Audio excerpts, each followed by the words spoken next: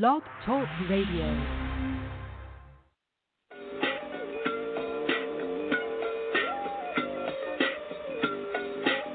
Yo, what's up, world? It's badass thuggin' like I usually do, and you better turn it up, bust some speakers out, cause we off the motherfucking cuff. You dig how we do it? Dog Pound Gangsters 2000 and beyond. Black.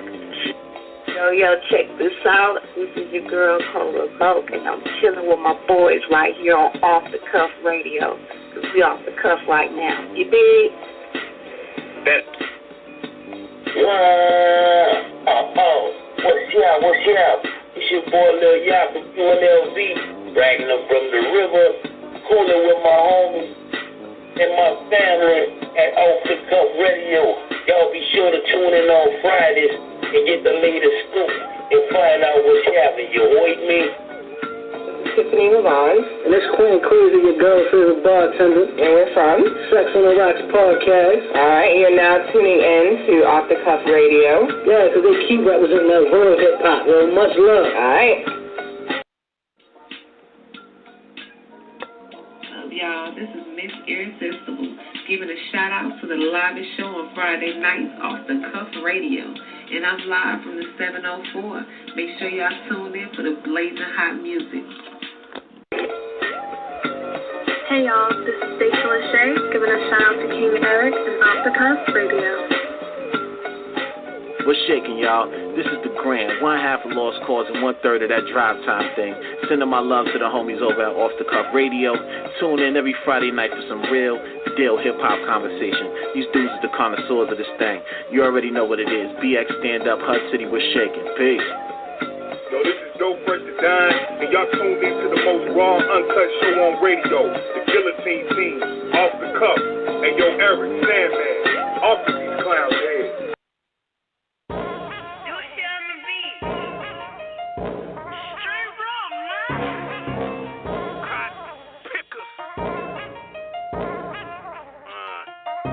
It ain't a cop with a badge, don't know a crooked cop. They say that they don't shit, they lying through their teeth. And I be lying too, saying we don't need no police. Streets got crooks and crime, got to have us some law. But that was a criminal act, the whole world just saw. Sworn to do a duty, you put that uniform on. Misuse, abuse authority, how you sleep when you go home? Time to reap what you sow, it's time to pay what you owe. Got us fucked up, think we gon' pay to kill some more. Quick to say nah, that is some good cop. Shit, I ain't seen none. They must don't make hood stops. Hear sirens, see guns, pointed ready to kill. Shot down Miss Betty's baby. Give a damn man how she feel. Been getting away too long. False reports and testimony. Lying in court. Can't wait to put them handcuffs on me. Lying in court. Can't wait to put them handcuffs on me. Why don't you trust me? Tell me why should I? All I see is you killing her, and you killing him, and you killing me.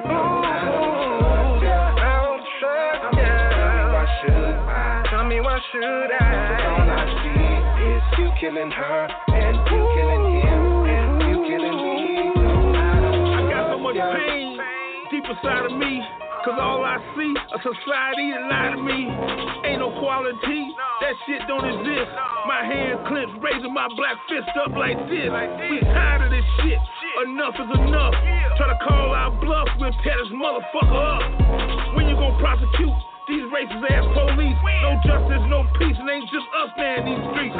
White, black, brown, motherfuckers going down. I know you somewhere listening, how the revolution sound. Gave that old man a concussion, pushed him down to the ground. That shit you do is evil. You don't serve and protect the people. Try to kill Lil Mud, I can't forget you either. George Floyd, Breonna Taylor, Sandra Bland, to name a few. Tyson Nelson, Oscar Grant, felony murder without a clue. No, it was felony murder without a clue. No, I don't trust you. All these mamas crying. Why should I? Brothers and sisters dying. You killing her, and you killing him, and you killing me. I don't wanna see it no more. Why should I? Tell me why should I? It's you killing her, and you killing him, and you killing me. That's a goddamn lie. They killing our people. saw it with your own eyes. Nothing changed, same thing, just a different name. Get a badge, get a gun, and you can legally gain fame. Ain't no faith in the system. All that talking, we want convictions. Life sentence. Every crooked cop should die in prison. Ain't fooling me, cause you're on a knee and you're kneeling. Why you ain't say nothing but all them beats and all them killings? I heard you, Black Chief. Say you got work to do. So what you gonna do about all them dirty motherfuckers you know that work for you? You ain't no fool. This story here is true. I know you paid your union dues, they'll kill your black ass too. Yeah, when it comes down to it, your ass still black. So tell us, we wanna know how your black ass gon' act. It's time to show and prove. What's up, homie? It's on you. What you gonna do? It's your move. No, I don't trust you. No justice, no peace. Tell me why should I? No dirty police. You killing her, and you killing him, and you killing me. I don't trust ya. Tell me why should I? All I see is you killing her, and you killing him, and we gonna be alright. It's important to remember that for black people, law enforcement's often been on the wrong side of history. They were enforcing slavery all those decades ago and then enforcing Jim Crow. People remember that.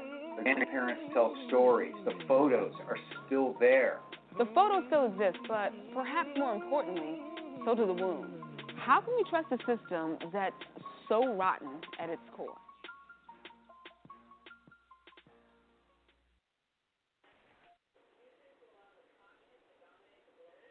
What it do, y'all? This your boy King Egg the Great, and we are now tuned in at Off the Cuff Radio, episode 323, sponsored by Cocaine's Buddy Boy Entertainment, Core Financial, Jesse's Boutiques, and Dirty Basement Radio. I got my host, T-Max, with the facts in the building with me right now. What it do? Friday night, OTC, place to be, episode 323. We on it, man. We on it. You know what? This is going to be a special episode for two reasons. Number one, we got one of our core co-hosts in the building, Miss Chinchilla, making a surprise return. What it do, y'all? I miss y'all. I love being here with y'all. How y'all been? Chichilla's from Texas. Yes. We weren't even expecting this. I looked at the phone like twice. I said, what? Told you I'm going to pop up every now and then. You know, when I can, I'm going to just jump on in. Yeah. No warning. We happy to have you tapping in. Yeah. Thank you. I'm happy to be here. So, yes, this is a special show for that reason, number one. And number two, because this man here and his group are putting it down for the underground. I'm talking about hard to the turf grinders, building that repertoire to where it's respected throughout the industry.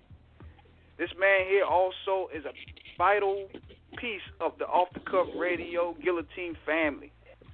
Part of the reasons why we getting out there more than we ever before.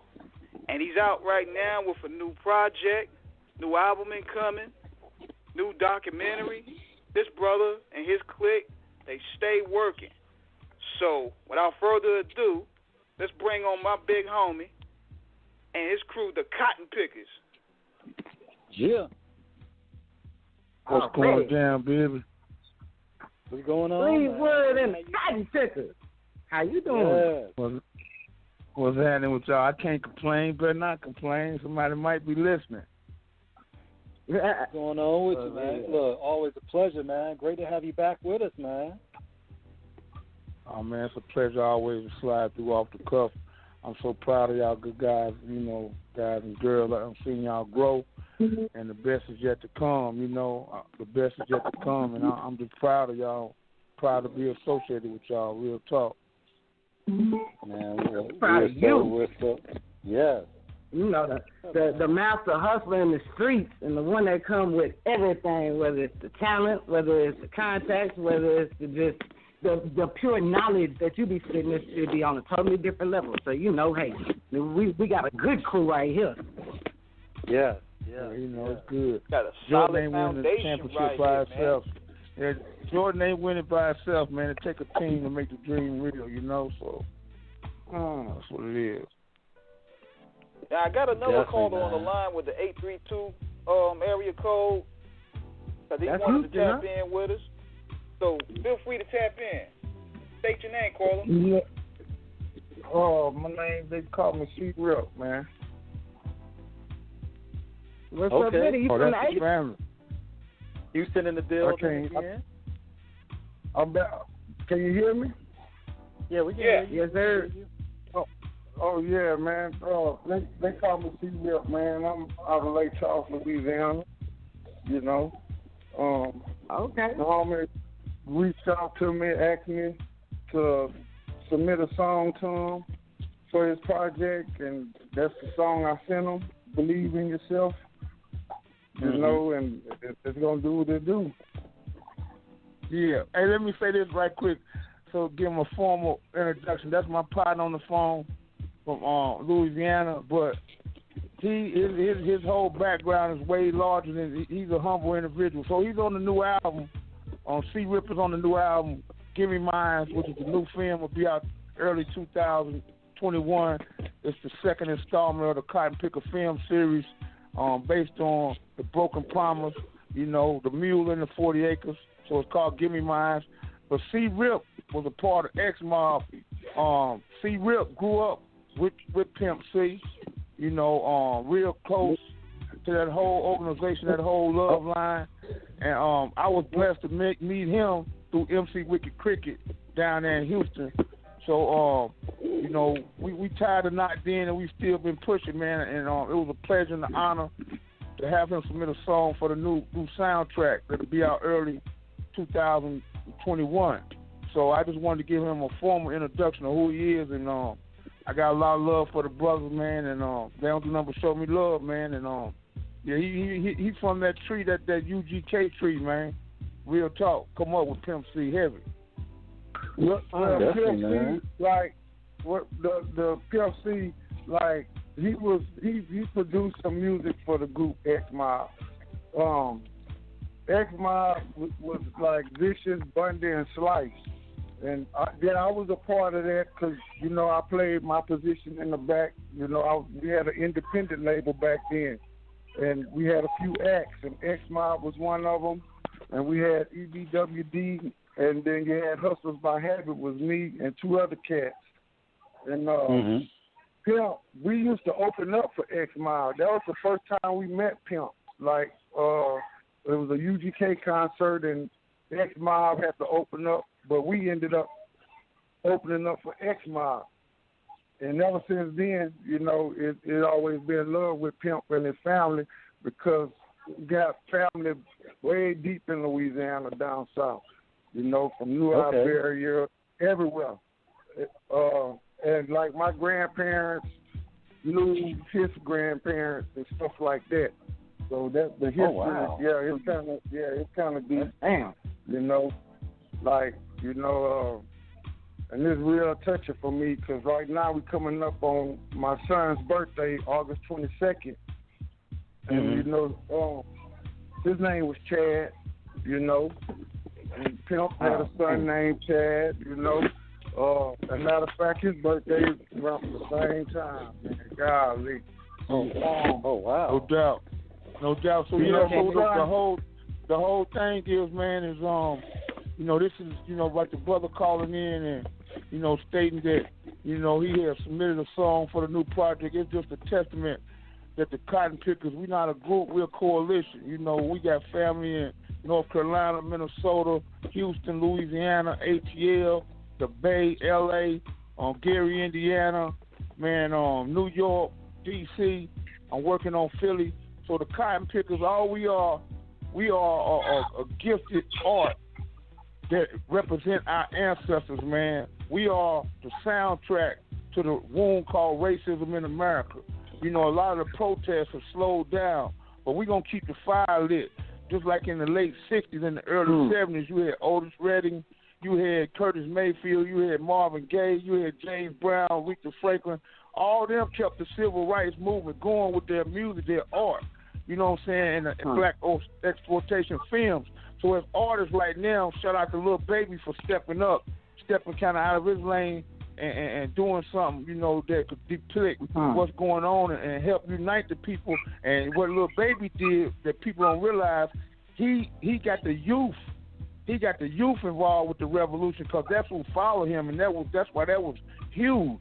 So the Cotton Pickaz, all we are, we're a coalition of artists that use our art to keep this revolution going. You know what I'm saying? And it's worldwide, it's nationwide. I'm working right now with some contacts in the UK, and eventually we're going to get to Africa, man. So I'm just blessed, man, and fortunate, you know, to be a part of this. I'm just a spoke in the wheel, and we're going to keep this thing turning, man, straight up. And we really appreciate, you know, platforms like Off the Cuff that give us an opportunity to speak to the people, because a lot of them, you know, they don't want to hear what we got to say, but they can't stop it.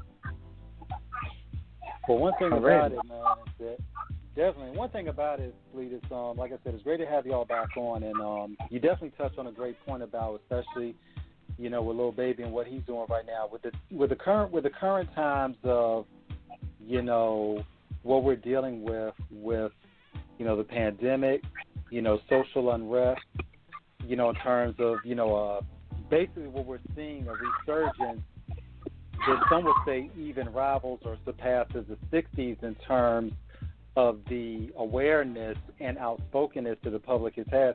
How important is it that hip-hop music maintains its, you know, the current template right now for a lot of artists of being the reinforcing soundtrack for the voices of the people to help herald their cause, their plight, their message, their fight? Well, it's very important because, see, you know, music speaks to the soul. You know, that's why gospel music sound the way it sounds. It's encouraging, it uplifts you, and you go to a scary movie and it sounds the way it sounds. You know what I'm saying? We need revolutionary music right now. We need uplifting music, encouraging music, but also educational music with a thought to it. Like Death Certificate, one of the most powerful albums ever that Cube put out. You know what I'm saying? Fear of a Black Planet. You know what I'm saying? All that Ghetto Boys music, all that pop music, all that was like new soldier music for us. Raw Digger, you know what I'm saying, Nonchalant. All that was soldier music for the soldiers, because we are at war against unrighteousness. We're at war against injustice. We must have music to listen to inspire us as soldiers. You see what I'm saying?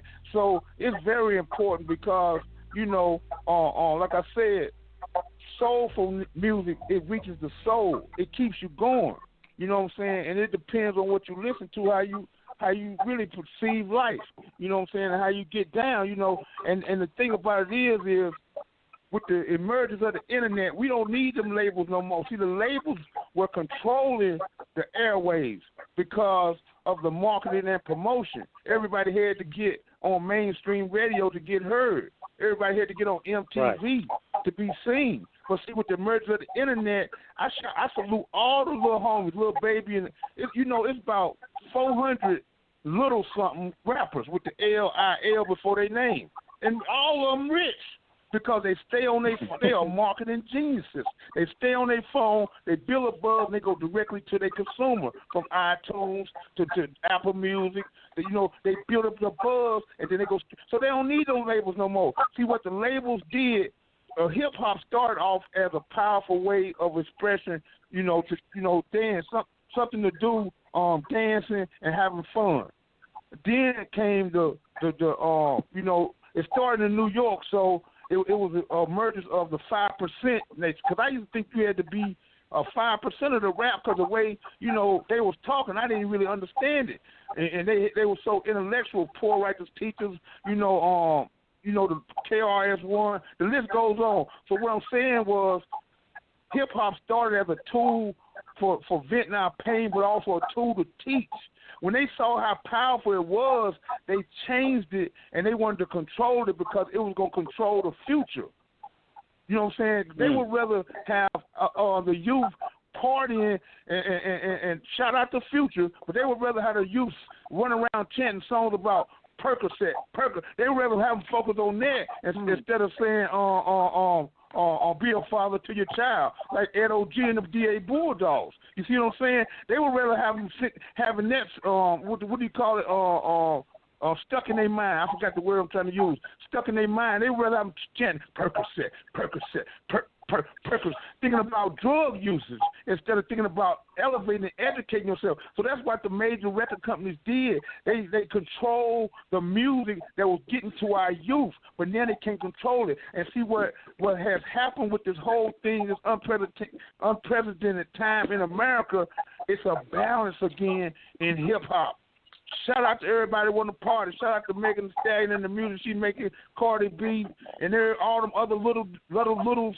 I don't know all of them. Shout out to the little nephews and nieces that doing y'all thing, man. I can't wait to meet y'all. So y'all can teach me how to do some of that thing. I want to introduce y'all to some of the big homies so we can get some financial literacy going on, and we can take one of them chains and build an after-school program in y'all hood. Just give me one of them chains and let me build a after-school program, put a studio in there and some computers, and you go on tour, you come back, and you got something, to be proud of, and you write it off on your taxes, little homie. So that's what Uncle Fleetwood want to do. But anyway, back to what I was saying was it's a balance now needed in the game, and people are ready to hear some intellectual soldier, gangster, revolutionary music. They ready for it because they tired, man. They tired of seeing our people get killed, and they ready for people to stand up, and they need some music to bump because it ain't no party right now. Everybody in the house, they want to go out and party, but, man, this thing is real with George Floyd. We tired of it. Man, George Floyd is just the first one. They still been beating up people after George Floyd, pulling them over. It's still something that happened. It probably wasn't caught on camera or tape. You feel me? So we need this revolutionary music, bro. We here. My teachers taught me this, man. Shout out to Cool Joe Goodie, man, the whole Dungeon family, man. Cool Joe ain't been doing nothing but showing me love. Man, when my mama died, I'm 17 years old, bro. I'm 17 years old, Greensboro, North Carolina. My mama died. Only thing kept me alive was that song Guess Who on Soul Food album, bro. You feel me? I don't know what I would have did if I wouldn't have had some music like that to listen to.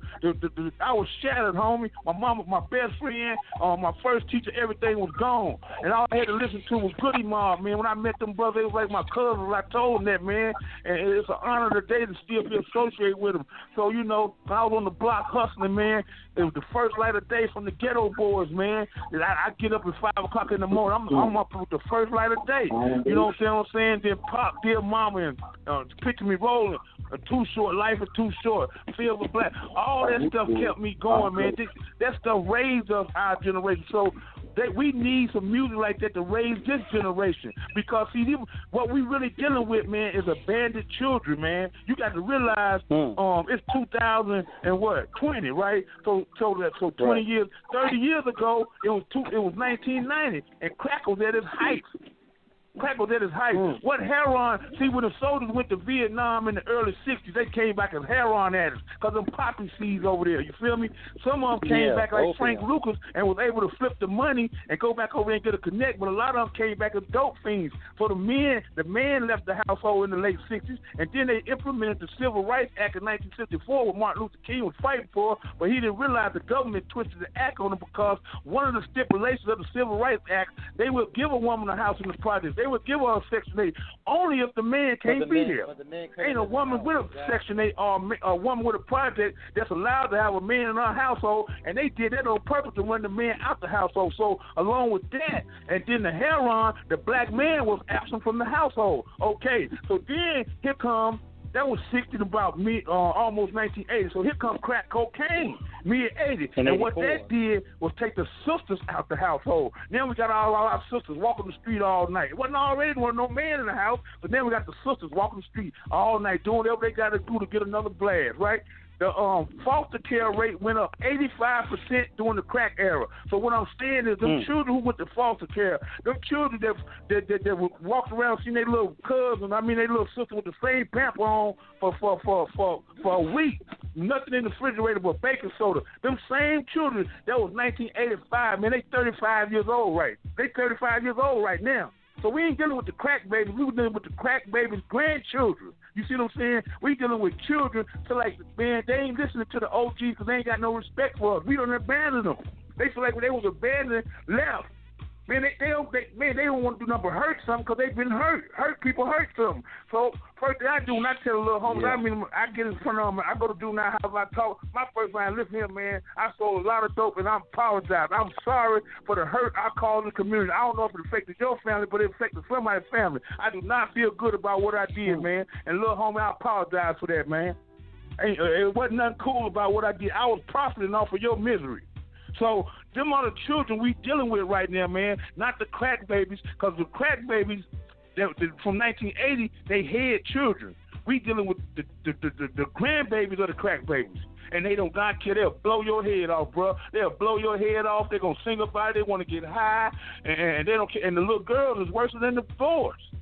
You see what I'm saying? So we got to understand that they need music to educate them about where they from. They need to know that they come from Cotton Pickaz. They need to know the reason they can't give up or don't give up is because they got a spirit in them from their ancestors. They need to know that about Nat Turner, Oscar Selassie, Harriet Tubman, you feel me, Denmark Vesey, Freddie Douglass. They need to know we all wasn't punks in slavery. Wasn't no punks. We wasn't no punks as black folks. We were soldiers. We was great inventors. You feel me? They need to know that because they ain't gonna teach them that in public school. They scared to teach them that because we might take over something. You see what I'm saying? So I don't want to get on no long thing, but all I'm saying is me as an artist and us as artists out here, that's our duty is through our art to educate, motivate, encourage our people, man. We are not here on no hate thing. It's all about love because we love our people. I ain't out here pushing no hate. I use the word cracker because cracker was the man that they used to describe who used to crack the whip. That's what the slave called him. Here come the cracker. They can look it up. So if cracker bother you, then that's because you are carrying yourself like that slave man that used to carry the whip and crack the whip and use a cracker. I think everybody in America should use the word cracker openly and willingly and feel good about it. White folks should start saying cracker because if you're not a cracker, then you're the good white folks. So that's my opinion of the situation. So I'm just telling these people, anybody listening, Fleetwood and the Cotton Pickaz, we are not about hate. We are about love, encouragement, and motivating our people, the youth, to tomorrow, the real future. And I'm going to leave it like that. And I ain't the one to gossip. Okay, hold on. I got to say something because he said so many good points, and I have to go back because I can correlate it. And look, okay, this is what I'm going to say. First of all, when he's talking about people need to know who they came from, the Cotton Pickaz. And they need to know it from people like Fleetwood and not Kanye, because you listen to Kanye, Harriet Tubman was doing some bullshit. You got to learn from the right people, number one. We'll get on Kanye later if y'all choose. But going back to Fleetwood, let me check your credentials real quick. I can tell you about Fleetwood. Fleetwood, if you go back a little bit, he has, the Cotton Pickaz has an album called Negro Spirituals. And when you tie it back into hip-hop music, period, how did Harriet Tubman free the slaves? She went and they were singing. She would hide behind wherever she had to hide behind and sing a song that they knew what it meant. And they knew where to meet her. Wade in the Water was one of them. But it came after they had a whole bunch of other songs. And at the end of the day, I would argue, and everybody else I'm sure would too, that believes in what happened, would argue that the music is what helped them free us during the Underground Railroad and all of that. Not, you know what I'm saying? It took the music for them to speak and rebel against the masters and the owners and get themselves free. So at the end of the day, we need to make sure we check the sources that we're listening to, because we need more credible sources out there like Fleetwood and less that.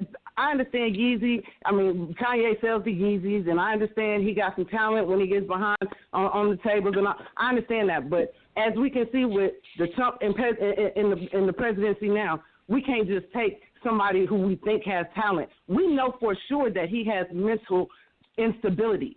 And so at the end of the day, I want people to understand when you're listening, because right now people are listening, but they're kind of listening, some of them, to the wrong people, and you can tell when what they speak is some shit that you heard out of Kanye's mouth, and you just like, but if you listen to someone like Fleetwood, You gonna jam, as we heard at the beginning of the show. You gonna jam too, but you gotta listen. Listen. The I don't trust you. The whole premise of it is not that nobody trusts white folks just because they white folks. It's I don't trust you. And if you look at the video where he portrays in the video, it shows that the cops are doing things to make us not trust them. There's many stories that couldn't even be captured in the video. But there's that reason. That reason alone is why people were kneeling. You know what I'm saying? That reason alone is why people were trying to go out in a pandemic and stomp the streets. White, black, Mexican, Indian, everybody was together on this one. You had white mother, they called it a white wall. They would form to try to protect the protesters. Trump is still out there trying to beat everybody up now, including white people. I don't know what it's going to take, but I know one thing. If you're listening to people like Fleetwood and you go and you check out the movies that he's put out, it's informative and it's facts. So at the end of the day, once you're riding with facts, then you tend to know how to make better decisions in the future with better facts. You listening to Kanye, you're going to set your ass right into an internment camp. Keep playing. They've already put the immigrants in there. If you don't think they'll do it to you, I'm just saying. At the end of the day, people like Fleetwood can stop you from repeating the same history that we've already been through, that our ancestors have been through and fought so hard to keep us out of.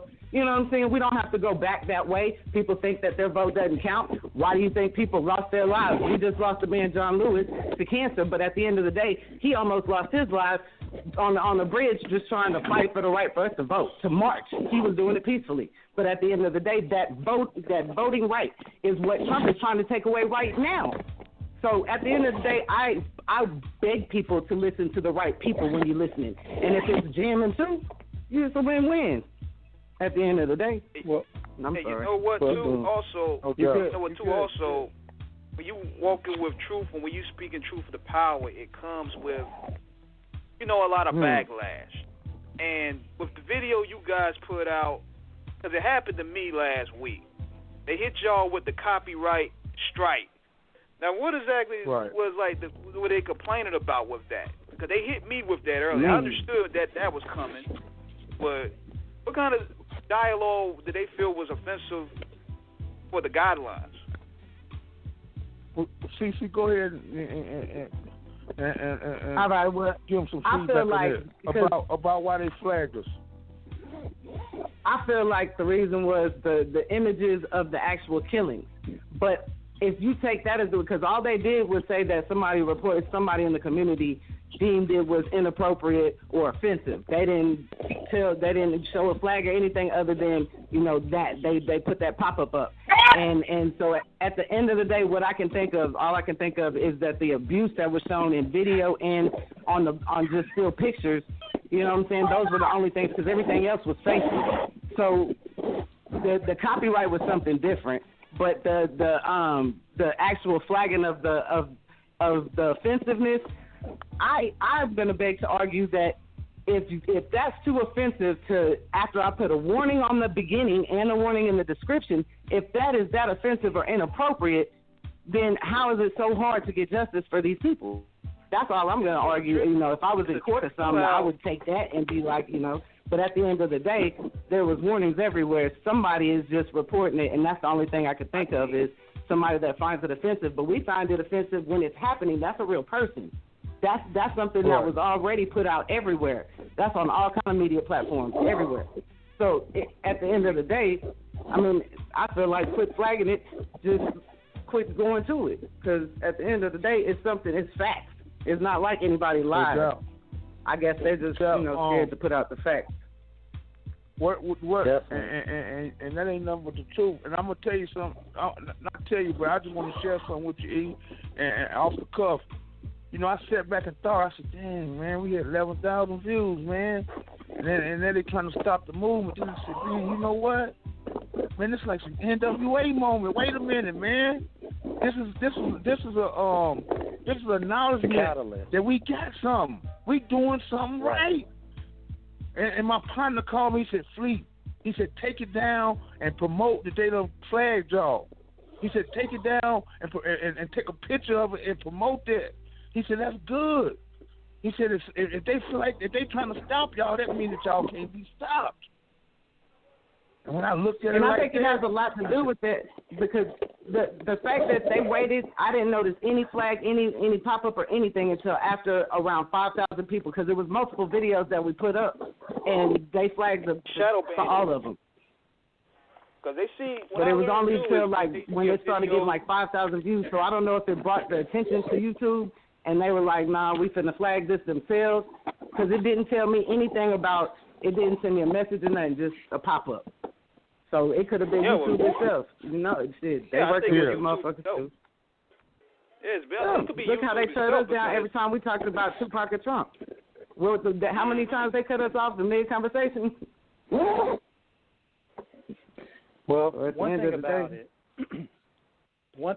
it, and I got to get in on the cipher too. Y'all know how I do. One thing about it is that whenever you're going to speak on controversial issues that have real merit, have real substance, have an actual story, because we're going to get back to what Chinchilla said about who you get your information from. When you're dealing with the reality of what it is, America, the first 10 amendments of the Constitution are our Bill of Rights, the first of which is the foremost and most pertinent, freedom of speech. And sometimes you have people that want to try to say that the facts are, not relevant. Well, the fact is the truth stands on its own, and if the facts are inflammatory, then guess what? That's just what it is, because this country has always prided itself on its virtues of the promise of what everyone is supposed to have in life, liberty, justice, and the pursuit of happiness. However, we have seen, especially for our Native American brothers and sisters and as black people who were enslaved, this country has not always lived up to its promise. Matter of fact, at certain levels, it has basically, gone to great lengths at times with certain people in power to try to make sure that that promise was never fulfilled for us. Now I digress. One thing about it is that in order for us as a culture, as a people, as a nation, and the world at large, we're going to have to acknowledge the injustices and not run from it and certain people decide that they want to shit their drawers just because somebody done dropped dime on the grievous offenses in many areas. Now, what we also have to be careful too in terms of that is also watching for people who would use the disenfranchisement of others for their own avarice of an agenda for nothing more than notoriety and to even sow discord. This current administration has shown that they are fact deficient, if not outright disavowing and being oblivious to it. We have celebrities like Kanye who obviously is in no position and has shown us repeatedly, that he is in no position to speak on anything of social merit, because he has freedom of speech, he's allowed to say what he wants. It just doesn't mean the shit is right. And when more or less it's become to the point where this is not a comical situation what Kanye is doing. This has become a critical calamity of watching a person who a lot of people would follow because of what they perceive as his achievement, that this is also in addition to academics. Well, the problem is that your achievement don't always equate to your intelligence. Those are two different capacities. Your intelligence is what you know in a capacity. Your intelligence is applied in terms of understanding what is logical and rational and reasonable. Pseudo-intelligence and pseudo-science is nothing more than coming up with convoluted, crazy-ass, notions that make no sense, have no rhyme or reason, and are not even based in real fact other than an arbitrary attitude and opinion. And it doesn't matter what your celebrity status is. You can be wrong no matter what your name is. And when you're wrong, and when you're a celebrity, you're just wronger on a bigger stage. So you're basically making a whole stage of yourself being an ass, where you need to have several seats with your own self in the audience because you're the only one who really, you're playing to. But then you do have some people that are going to sit around for the side show as well. This is what we have to understand. It's not only Kanye. We've seen people like Ted Nugent. We've seen other people who have these very racist, misogynistic, and outright, demeaning views of other people for nothing more than their skin color, their sexual orientation, or their views simply differ from theirs. And as a people, we have to be more vigilant. We have to be more educated as a whole, because I'm going to get out here and off the cuff and say it. This fucking internet education that some of y'all motherfuckers getting out there ain't worth a damn. And y'all need to stop buying into every goddamn conspiracy theory you see just because you think that makes you smarter than everybody else because you feel like you know something everybody doesn't know. There's a reason everybody doesn't know, and it's because the shit isn't true to begin with. Now, from that side, the reality is man. Get it off your system. You know, but the reality is that there is no substitute for truth. There is no greater treasure than knowledge. There is no richer wealth than wisdom. And when you are endowed with those opulent gains of education through experience and through research, as long as you have done the proper homework, because you cannot teach without experience, and you cannot impart lessons without listening to lessons that were given to you to impart. So what we have to understand, and some of these people have to understand, is before you even get out on stage, make sure your costume is not some, what's the word I'm looking for, artificial accoutrement, but the genuine article of which you're going to wear for not just the scene, but for all seasons. Drop the microphone. Yeah, I just want that was extremely powerful, bro. And I just want to piggyback on a little something about Kanye. Go ahead, please. I'm kind of hurt in a way because Kanye came out revolutionary and came out, black consciousness.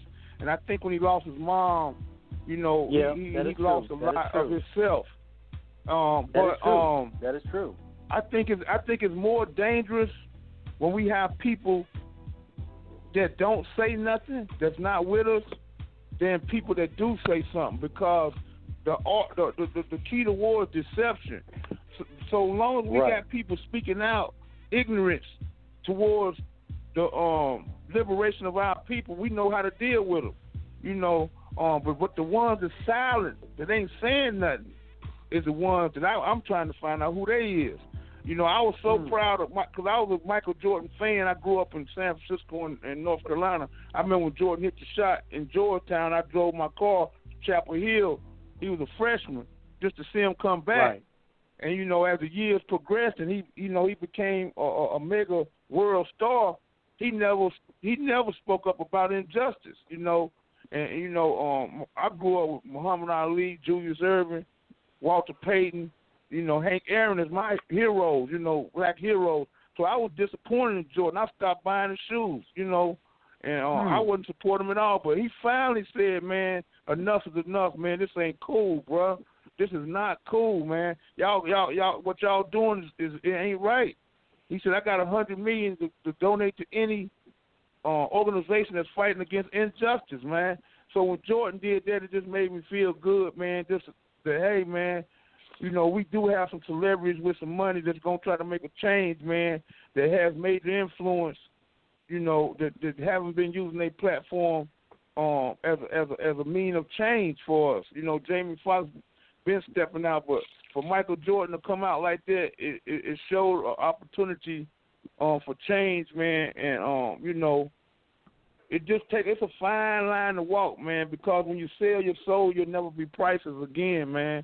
And a lot of them, have sold their soul, and they use different things to just to look in the mirror when they brush their teeth, because they're ashamed of who they are, because of what they done did to get to where they at. You know what I'm saying? So being a celebrity and being a revolutionary is a very thin line to walk, because most revolutionaries ain't got no money. That's why it was a cold path and a cold mechanism and strategy that Jay-Z and LeBron chose to walk. They never would have let Jay-Z and LeBron get that much money if they'd have started off like that. If they'd have started like if Jay-Z would have started off talking about, man, I'm finna help people, get in prison and all that. Man, he never would have got up that big with all them corporate people. And they got the relationships he got. Jay-Z waited till he was in a position that he didn't really need them no more. Feel me? And he said, now I'm finna help my people. They thought he was just some old dope dealing Negro who was going to promote drug usage in the neighborhood and continue that cycle of destruction. You know, but Hov was smart. LeBron just kept his mouth shut. He thought he was just some old Negro that they was going to use and brand themselves through him.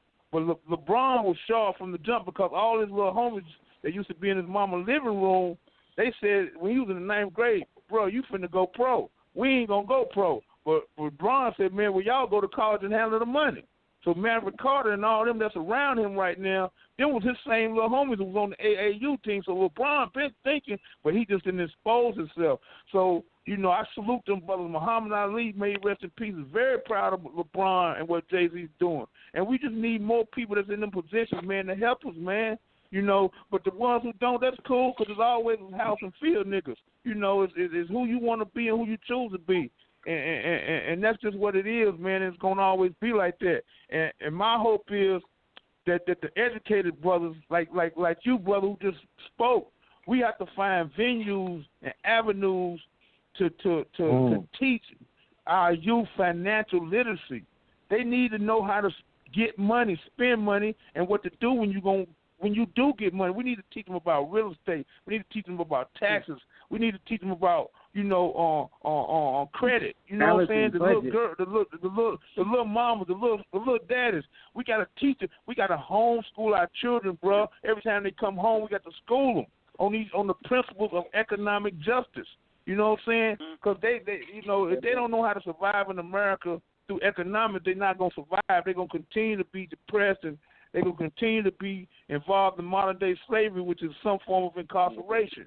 So, you know, that's what I just like to spit out on these airways. There's a lot of educated sisters and brothers that's in position right now in corporate America. Y'all doing y'all thing. I salute y'all. But please, man, during this pandemic, afterward, please, let's get at these community centers. Let's start some workshops. Let's get at the elementary schools, the middle schools. Let's go back and teach financial literacy to our children so they can be equipped with the tools to economically survive in this place that they call America. Well, and you know one thing, Fleetwood, what you said resonates. Because one thing about it now going back to, you know, Jordan, and I'm an MJ fanatic. One thing about it, but in terms of the larger scale on celebrities, you know, one thing about it is that while Michael didn't necessarily speak out on social issues, Michael did a lot of things behind the scenes. Some people, it's not that they necessarily are not that they don't want to. It's the fact that they don't feel necessarily comfortable putting themselves out there. Because on one hand, like you said, it is a sacrifice people are not necessarily willing to make to compromise their own comfort, but it doesn't mean that they're not compassionate nor care about the plight. They just have to make moves that are subtle rather than public. This is a story that a lot of people don't know. This is just an example of how, you know, when people will step up to help others. There's a couple stories, as a matter of fact.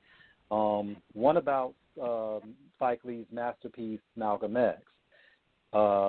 And I can speak on this because this was in King Magazine from 2006 where he talked about this. And he ran out of money during filming. You know, Michael Jordan, and I want to say even Bill Cosby too, they, you know, donated money to help him finish the movie. You know, and because Spike asked him, he was like, and they believed in it. And Spike said if he could do it over again, he may have not asked that favor. But for something that was that poignant for a film, because Michael has always been accused of so many things, you know, that, you know, about the shoe comment, which is never really proven. That book Sam Smith said that Jordan, that wrote this, so Jordan said there have been many questions about that in terms of the validity of that statement. That's why Sam Smith, in terms of him being an author, has always had a very dubious and even questionable reputation for his accuracy on real events. And then about the fact of Jordan doesn't like being around black people, this, that, and the other, you know, because of what Chamillionaire said. I don't know how true that is. But I do know this. In terms what of about the prison? Well, Mike, that's not true either. That is not true. And I'm going to say this on the air.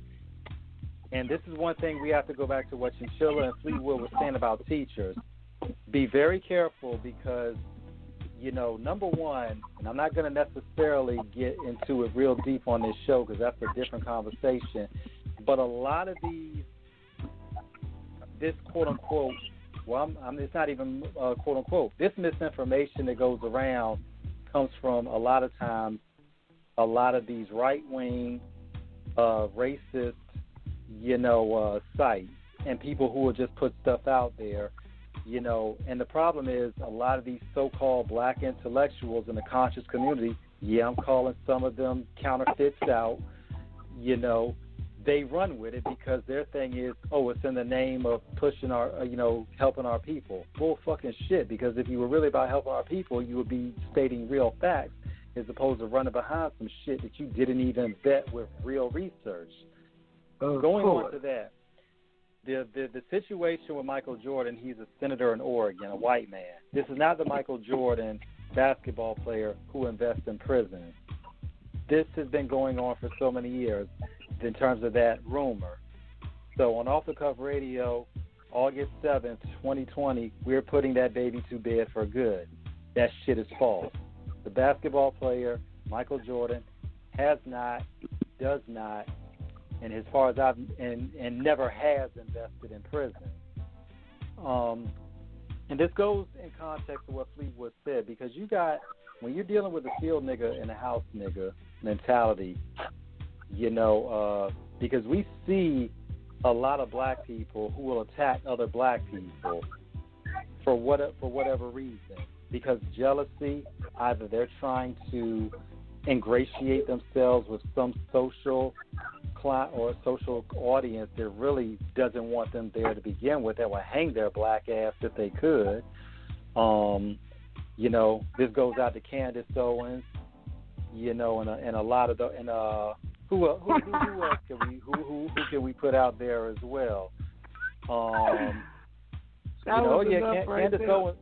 Candace Owens comes to mind first and foremost.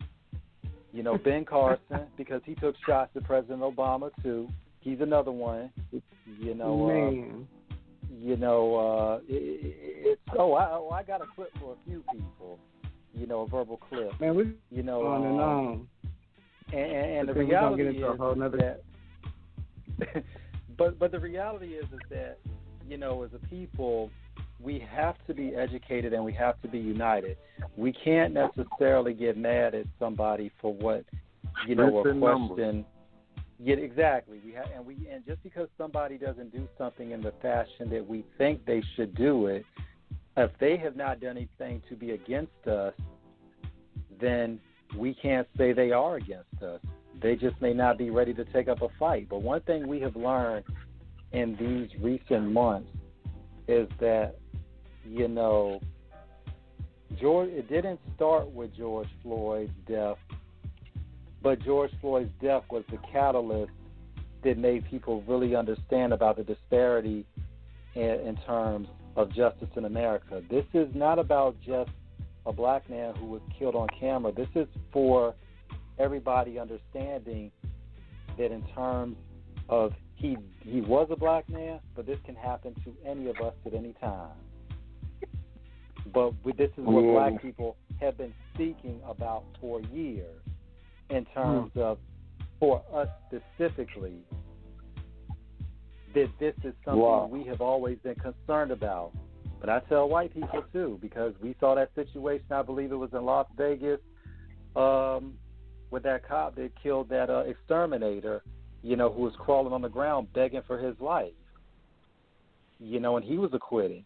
So I tell white people, I tell white people out there too, this shit can happen to you too. You know, they saying it on film now. They whipping everybody's ass right now live on national TV and lying about it before they know the camera's started. Exactly. I mean, that situation in Oregon where, they were those uniformed officers just snatched white people off the street for protesting. Does this sound familiar? Bringing a bunch of moms. Yeah, i.e. Germany, with the Gestapo, secret police, not saying we're a Nazi country, but we're dealing with a situation that in terms of, what is going on, this is what happens to people of color gives it, gives what we are concerned about. It cements the fears, the suspicions, the what's the word I'm looking for? The cynicism we have about are we going to be protected? But as the reality of it too, is it goes from race, it goes to class, and then it goes to who you know, and it's not necessarily in that order. I tell anybody, you can be affected, by any time, if they think that if they think you don't have enough of a voice, you can be a victim at any point. Racism is not dead in this country, and this is the first thing people have to understand. The second thing that understands too is that victim knows no color. Racism is predicated when you have a systematic oppression that is based upon who you are by the color of your skin, in terms of it's specifically aimed to make sure you stay underneath. But also you have people that are from less, affluent or connected resources that are still going to get discriminated against. The biggest lie that a lot of people have in this country is thinking that everybody is going to make it, and especially some white people who think because they're white they have they're going to get over. Yeah, it's going to give you an advantage, definitely, but there are even some circles you being white you're not going to get into. Like Lyndon B. Johnson once said, if you can convince the lowest white man that he's better than the average colored man, you can empty out his pockets. Hell, give him somebody to look down on, and he'll empty out his pockets for you. And I never forgot that quote Lyndon B. Johnson said.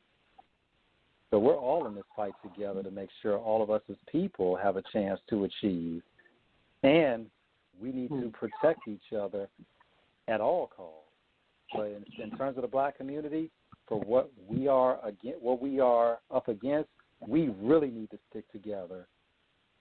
And because we may have a different view on certain things, we all have our own opinions. That's perfectly fine. We're all people. But the thing is, do not disavow your blackness. Do not compromise your blackness.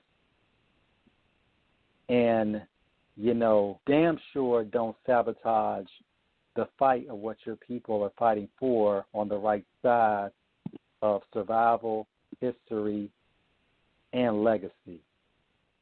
All powerful. That's powerful, brother. Yeah, all facts. Definitely. So I mean, the Fleetwood, but yeah, man. But tell us about your documentary, man. About how you, about how you got the idea to do it, please. Well, Ice Cube was my mentor, and I've been following him his whole career. He taught me, to let my pen bleed. So after I, did the rap thing, and they wouldn't let me in, that's when I started writing the books. And then after I wrote the books, I was like, okay, I did that. So now I got to get a visual to my penmanship. I can't afford no independent film. So let me do this doc thing. So I looked for a story. I was reading a newspaper at work one day, and I read a story about McClymonds Girl High School basketball team in East Oakland. They had won the championship after 36 years. The boys always win everything, but they finally won something. But the true triumph was what they did off the court, just getting to school every morning, dealing with, gun violence, victims of violence in their household, friends and got killed. And then Oakland got a human trafficking problem going on with it. So just avoiding the predators, and that life, on the way to school, and being able to, as a young woman, not get pregnant at an early age, and just all that, and to get to school, get good grades, and then practice hard enough to make the team, and let alone get a scholarship to a school to be able to, get a higher learning. So I covered that part of that story, the triumph off the court. When I read it, I started almost crying. I teared up, and I said, "This is my first film right here." So I got the person's name who wrote it, emailed them, told them I wanted to get in touch with the coach, and what my idea was. They plugged me with the coach. The coach said he was with it. Then he met with the team. The team said they was with it. I met with them and did that. First one, I just want to ball. So then my second one, I wanted to continue on with the visuals of black culture, but I wanted to step away from sports and entertainment because I wanted to grab something about history. So I said I want to do something about the con game called sharecropping, and I put the flyer out, and I was blessed to be able to contact and get in touch with Bishop Henry Williams, and this man picked cotton for 18 years and never got paid. So that was my first installment of the Cotton Pickaz film series. And, I've been blessed, man, to be able to make timeless art, you know what I'm saying? And it's getting well received now. And the whole premise of this film is to let people know of color we got something in us that won't allow us to quit. Black people, you define them by a word called perseverance. We have overcame and going to keep overcoming. They can't stop us. We like Rocky, man, screaming Adrian with our eyes swole, lip bleeding, and everything. We keep getting up and keep coming to the middle of the ring, asking America, is this all you got? So this is what this film is about, letting the youth and know that, hey, you come from people that was not no quitters, that was hard workers that never gave up and gave in. And my hope was that it started a conversation at the breakfast table, the barbershop, the beauty salon between the elders of the community and the youth.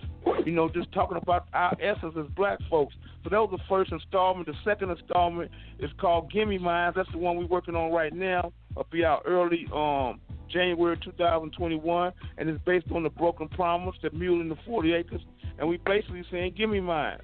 You got to give us what you got, what we got coming. America will never heal the wound of racism until you do right by black people. We built this place, man. Until you do right by us, ain't nothing good gonna come. You can't build a house on sand and expect for it to stand. It ain't gonna happen, man. So I encourage everybody right now, with all this pandemic thing going on, they got a lot of money out here financially to help you get by. Man, get with some educated people and man, get what you got coming, man. I'm not saying commit fraud or anything like that, but if your business is doing bad because of these situations that we're in with this pandemic, man, get some people that's educated around you that can help you get over this hump because, hey, the government owes. They ain't nothing but a cold-blooded criminal enterprise. They owe black folks, man. So, that's the second installment of the Cotton Pickaz film series, which is called Gimme Mines. And then the next one we're working on is called Black Wellness, about the poisonous foods that we were forced to eat that have been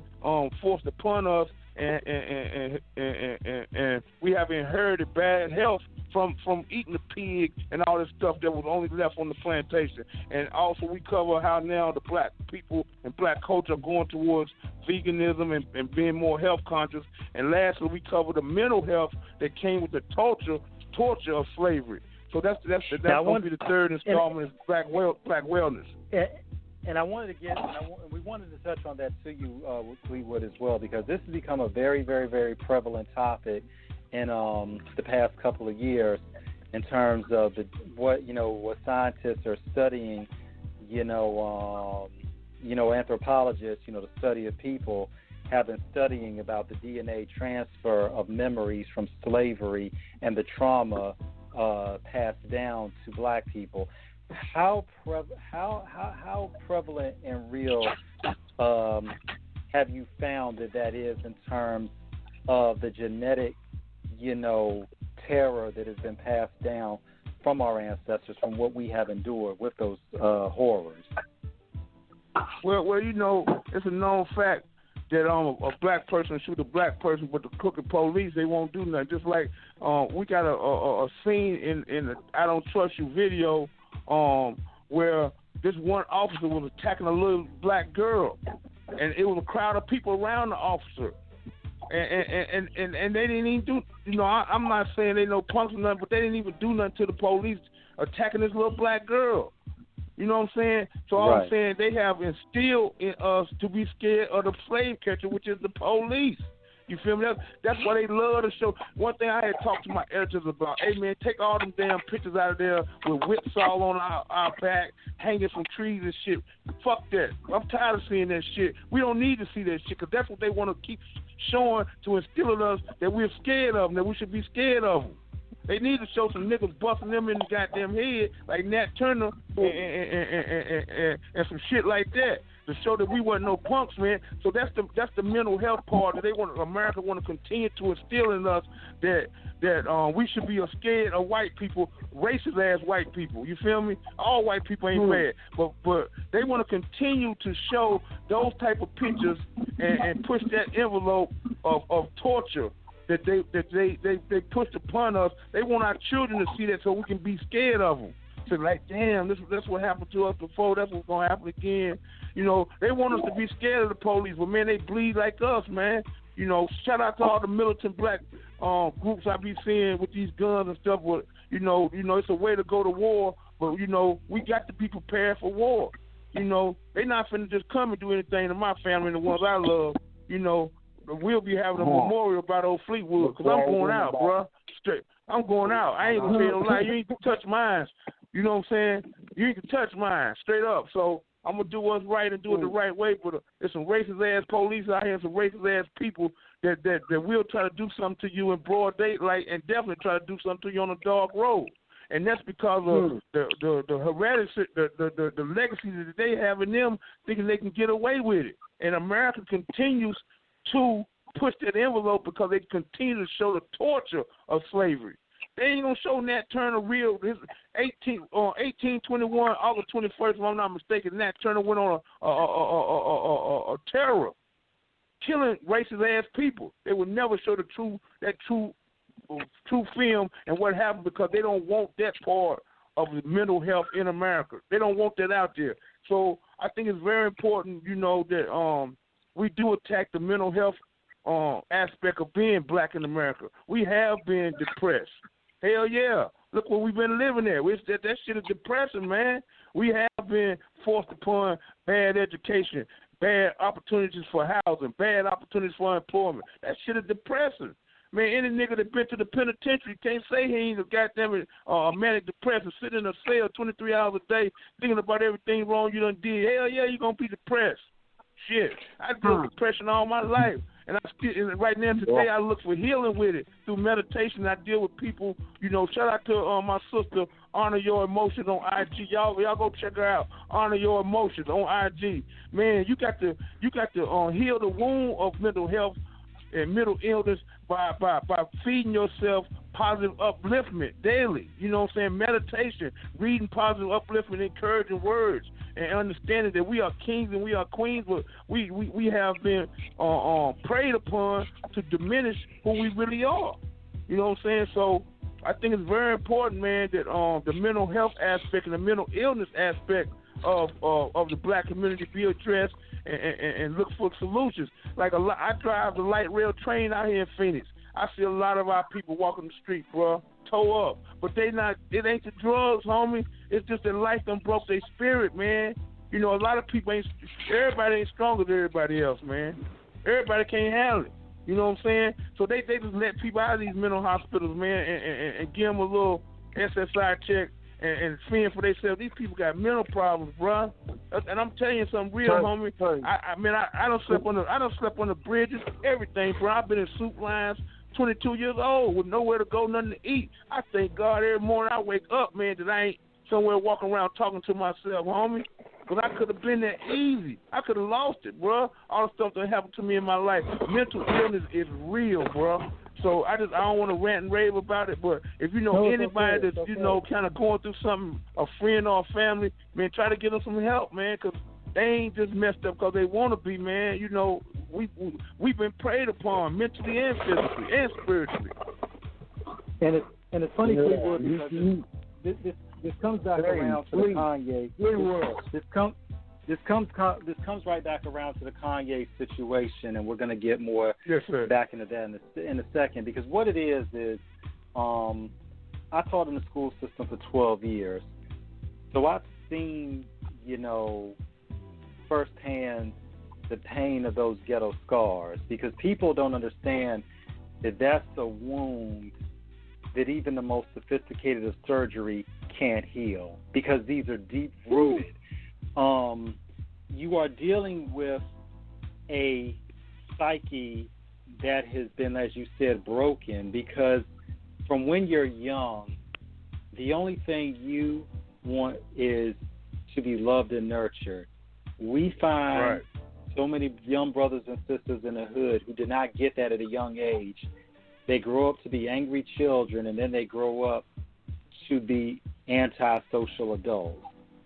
And you can just look at certain individuals and tell how their upbringing was in reference to how they treat other people, because you see that manifestation of malignant menace portrayed on society for people who did not do anything to them, but they feel like everybody did something to them. And we have also, as black people, made the most terrible mistake we could ever make, separating ourselves from white people, acting like this is not our problem. We are all human first and foremost. And the reality is we all have the same needs in terms of wanting to be loved. We have the same nutritional needs to eat. We have the same needs for relaxation, for being happy. And the reality of it is when you have a depression, that has no color on it when you hit that wall. And we've seen situations where black people will make fun of others for saying, because this is the biggest issue, this is one of the biggest things that has happened, because of what we have overcome and endured. A lot of times people just expect us, like some say with racism, we'll just get over it. It's not that time anymore. Well, yeah, racism still is around, motherfucker, and we still dealing with the shit. So, no, we're just not going to just get over it. Just like I was disappointed with Cam Newton when they asked him in a GQ article years ago, and they asked him about what does he feel like race relations in America. And you can look it up on the article of where he said this. And he said, I feel like, we've moved past that as a society. Like, we just need to stop talking about it. Yeah, Cam, just like we won't stop talking about you didn't jump on that ball on the Super Bowl. Oh, yeah, but anyway. But the reality is, we have stuff in our community that is going on that affects us. And we need to be open with our discussions to really not look at each other as weak, but to really understand where this pain is coming from. Because as you said earlier, hurt people hurt people. You see niggas out on the block, man, and they've internalized all this pain from being abused. If you've never watched it, look at Showtime's documentary on Lawrence Phillips, Running for His Life, the Lawrence Phillips story. I'm a big college football nerd, and I remember Lawrence Phillips when he was in Nebraska. But that boy, the shit was powerful, but it was sad because if you already knew what had been going on, you already knew where it was going to end up for him, because that boy had such a tragic life from his childhood to his death in prison. And we need to understand how we can steer our youth and even our adults away from those destructive habits. We need to let our people know with each other, you are loved, you are needed, you are cherished, you are valued, you are wanted. And even with Kanye, people need to intervene on that situation, but a lot of times when it comes to especially people of his celebrity, nobody wants to risk their access by telling him, yo, you need help. Everybody wants to play their position out like everything is hunky-dory. Well, no, the situation is not hunky-dory. And, he's already gone off the cliff to a degree. The question is, when he finally hits that bottom, what's it going to do to him, and who might he take with him when he finally hits that rock bottom?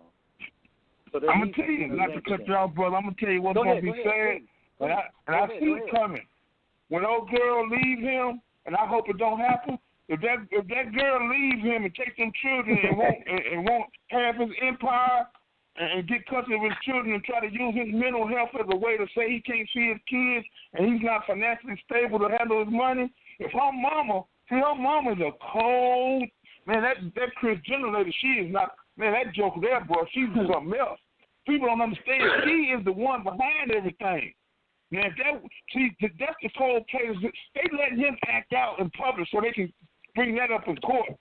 They can get half. Man, they might take his whole empire, and they might commit him. They might commit him to an insane asylum and take his whole damn empire and lock him up. If they get that man on any kind of medicine, it's over. If they get him on any kind of medicine, psychiatric medicine, it's a wrap. That might be the whole play that woman is playing right now. Because that's why she had them children by him, man. That's just my opinion. Because now she can control the empire. She damn sure can get alimony and spousal support and every goddamn thing else right now. And she get full custody of them kids and can use his psychiatric disability. Oh, man, you think he's talking crazy now? Shit. Well, that's going to be a ways down the road because, obviously I'm not a lawyer. I know a little bit about, I took psychology. I know a little bit about it. But usually, like Chinchilla said, power of attorney, they're going to have to actually have a hearing because they have to have a hearing to they're going to have a competency hearing. They're going to have to bring in a psychologist. They're going to have to be a battery of tests. They're going to have to have a record that establishes, because you can say crazy things, but that's not going to define you as crazy.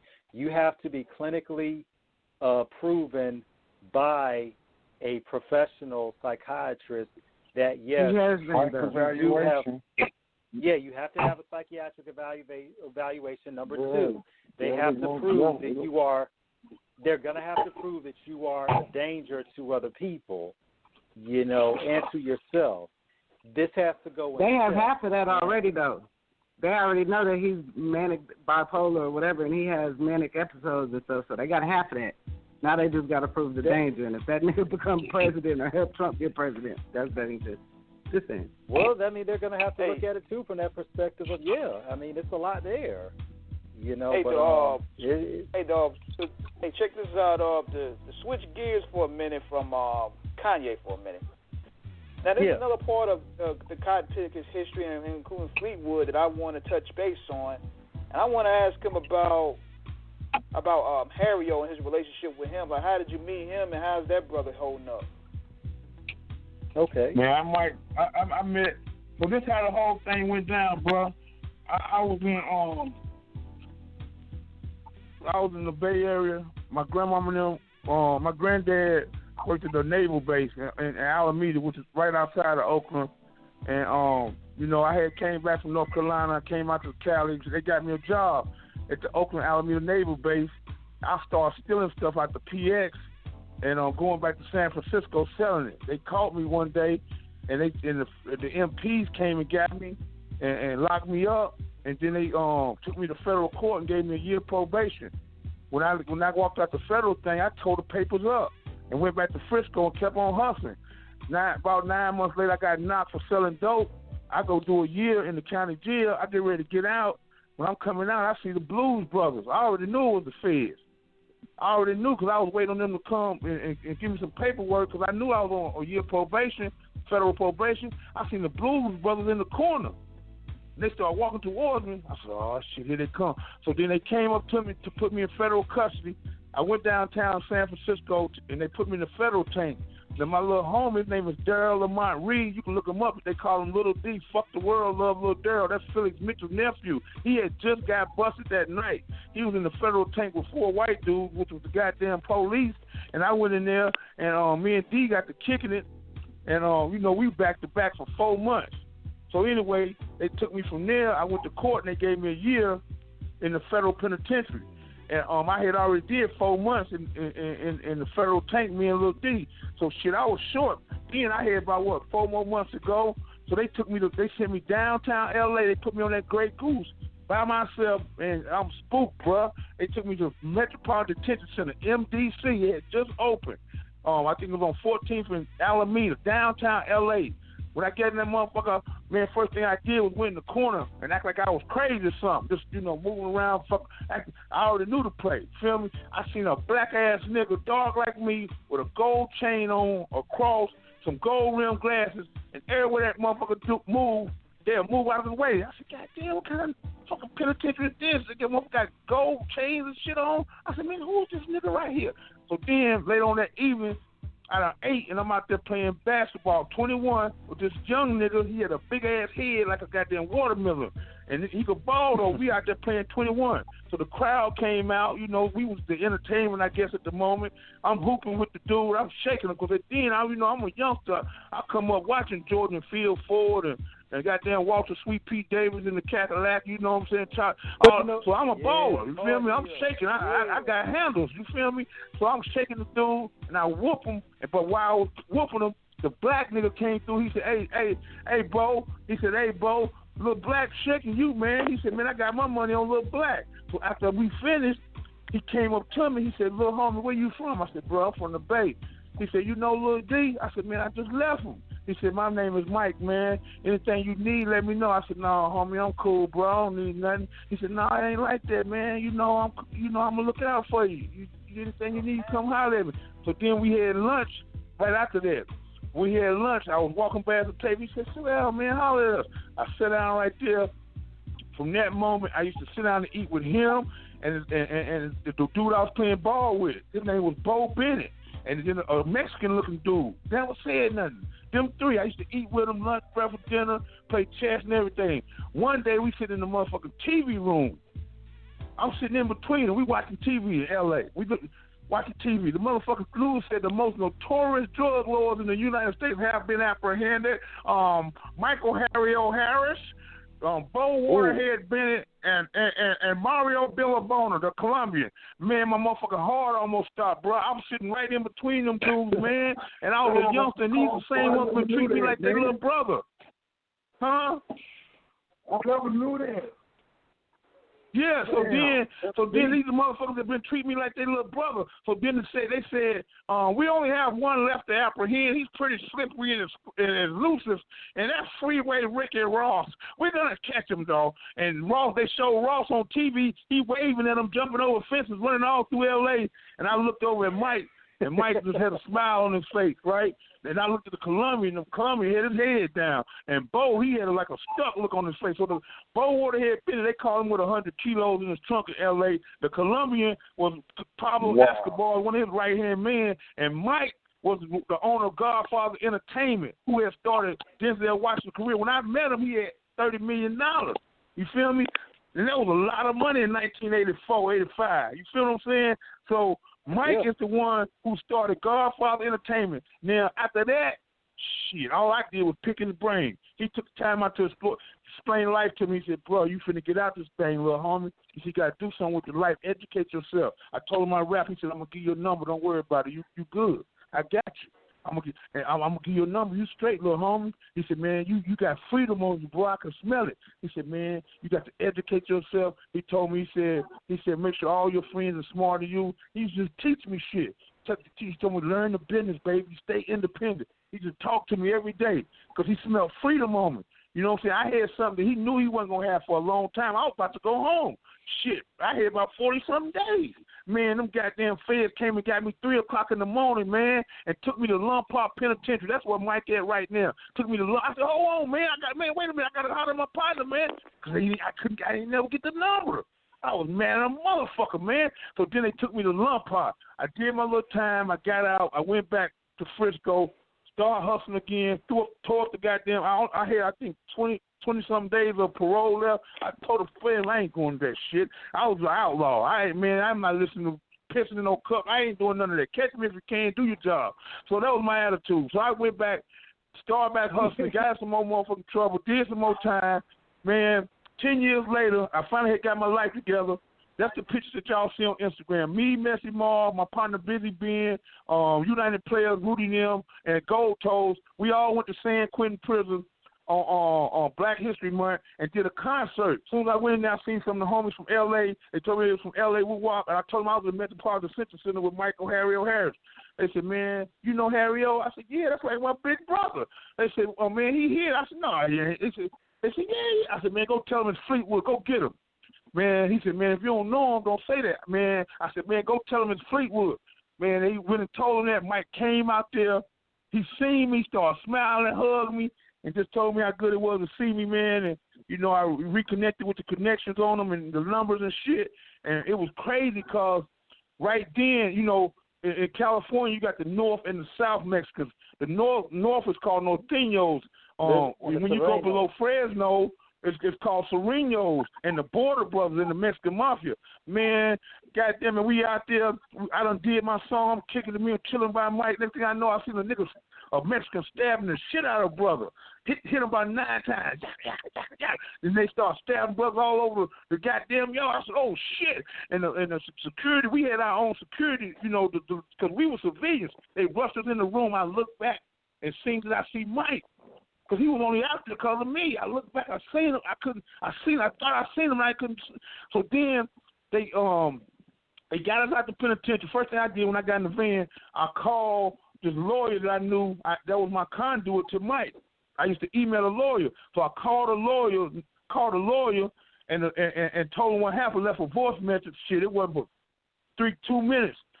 This big old joker called my phone, Big Al, and asked me what happened. That's his right-hand man. Asked me what happened, and I told him, and then he was like, all right, bro, I'm going to call you back.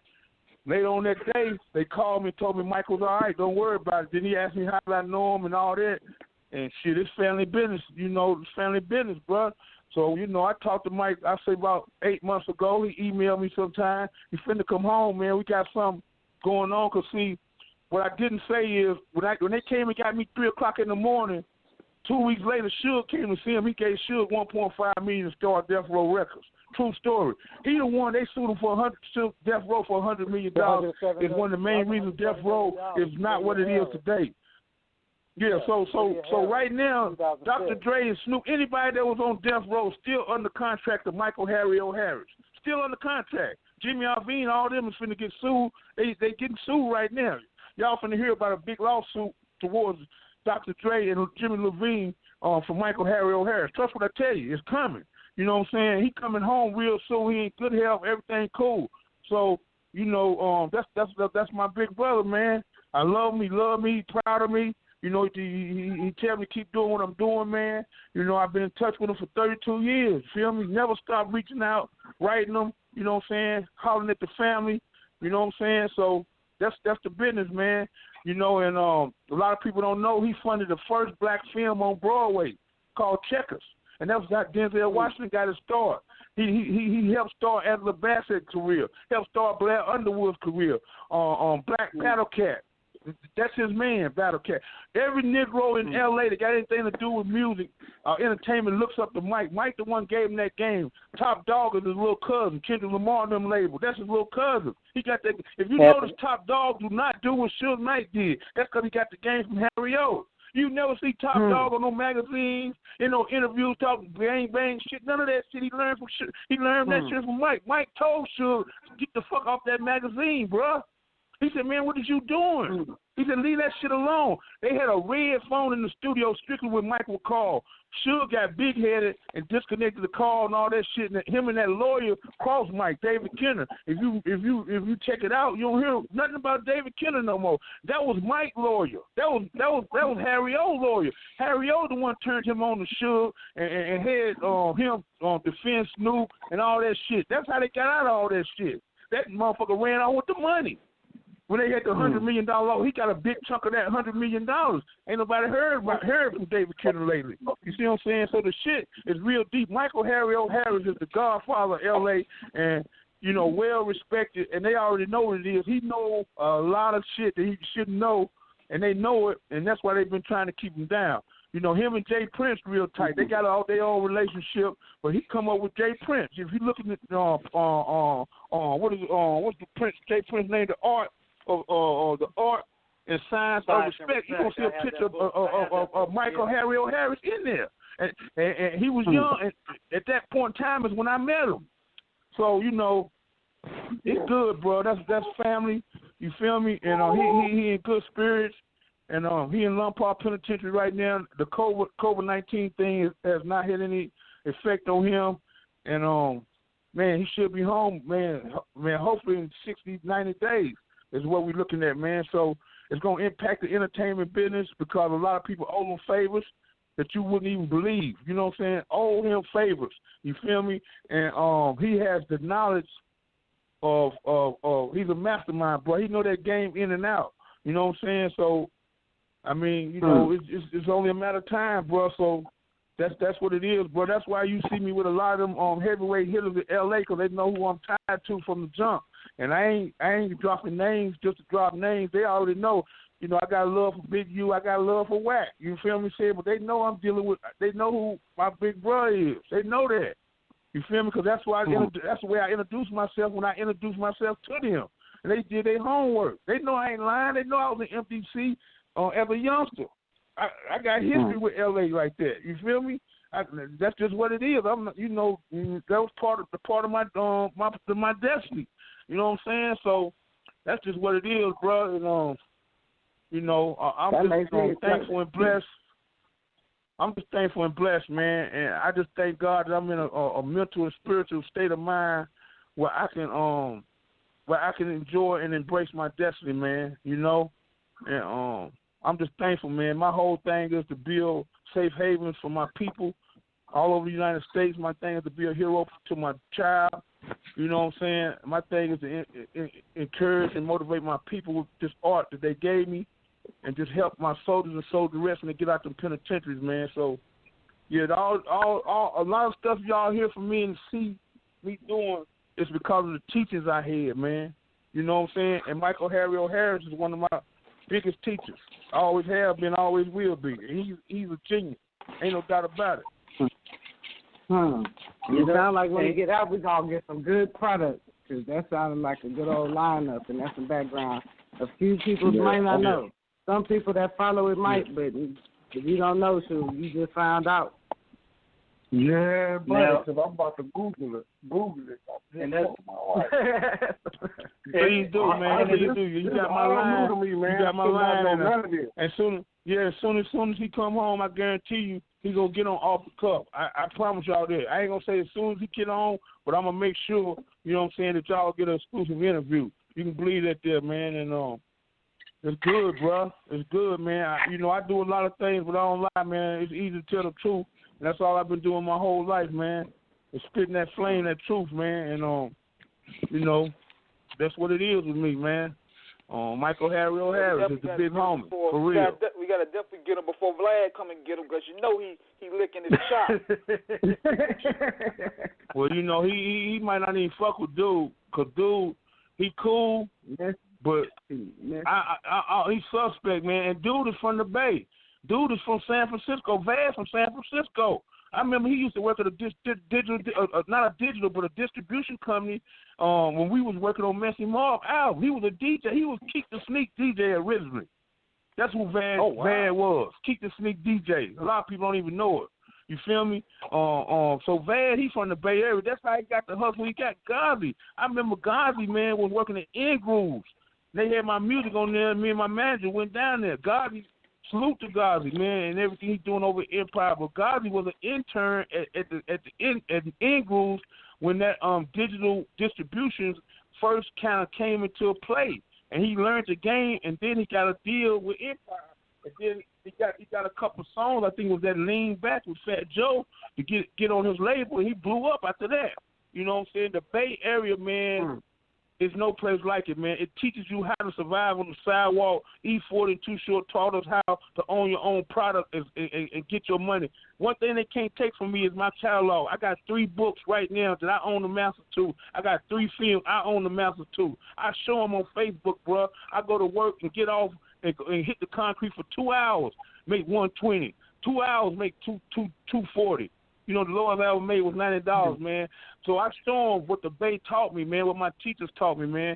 So, you know, entrepreneurship, man, is something that's stressed on us at a young age in the Bay Area, man, and in the South. You got youngsters cutting grass, man, raking leaves, shoveling snow. You know what I'm saying? That's where that hustle comes from in the South that people see. You know, young girls doing hair and doing braids and stuff on the front porch, getting their little money, babysitting and stuff. You know what I'm saying? So that's what I want to, you know, continue to remind our youth of, man, is where we come from and who we are, man.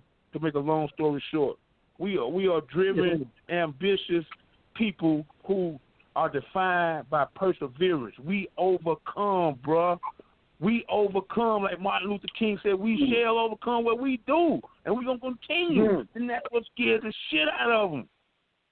Right now, when black people buying black products, talking that black love, they scared to death. Because one thing they know, if we ever get on top, their ass is out. It's over. They ain't never had to deal with what we had to deal with. They ain't got it in them, baby.